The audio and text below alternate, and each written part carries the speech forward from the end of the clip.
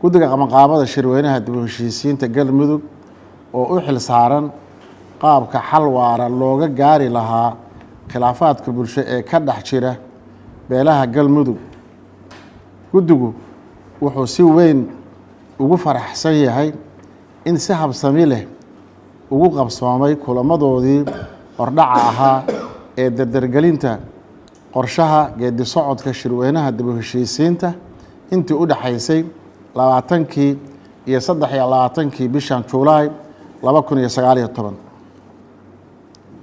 guddigu wuxuu bogaadinayaa wasaaradda arrimaha gudaha federaalka iyo dib u heshiisiinta iyo dhammaan bulshada reer galmudug magacaabista iyo taageerada ay guddiga u muujiyeen si khilaafaadka reer galmudug xal waara looga gaaro.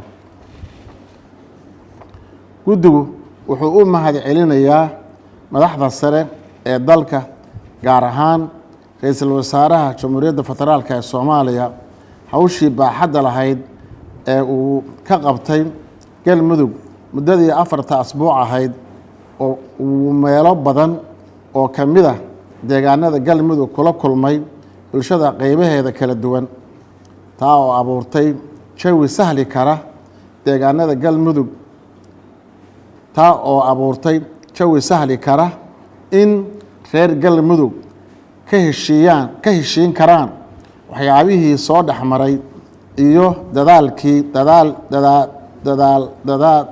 dadaalkii mugga lahaa ee maamulka dowlad goboleedka galmudug ka geystay suurtagelinta jawi nabadeed.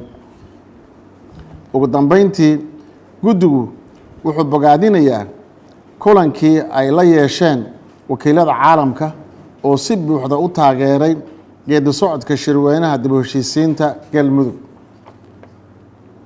intaa kadib guddigu markii uu qiimeeyey xaaladda ka jirta deegaanada galmudug iyo baahida loo qabo in si degdeg ah loo fidiyo gogol dib u heshiisiineed oo lagu lafaguro isla markaana lagu xalliyo khilaafaadka bulsho ee deegaanada galmudug wuxuu go'aamiyey: 1.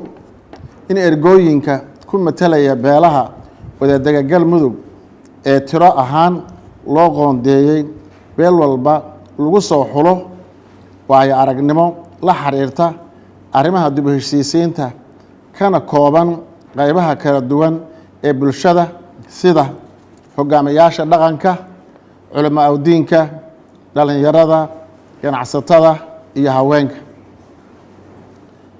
2.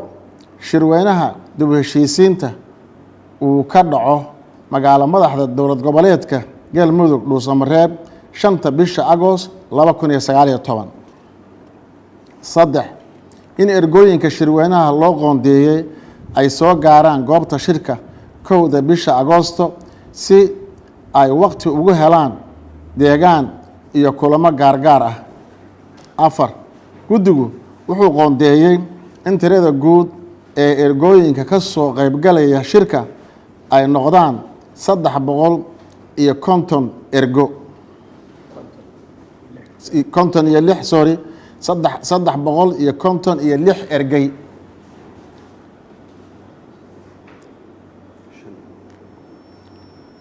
5.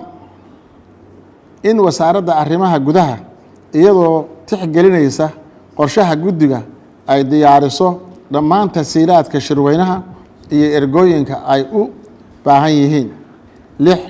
guddigu wuxuu taageero buuxda weydiisanayaa dowladda federaalka ee Soomaaliya iyo wakiilada beesha caalamka u fadhiya Soomaaliya kuna casumayaa furitaanka shirweynaha.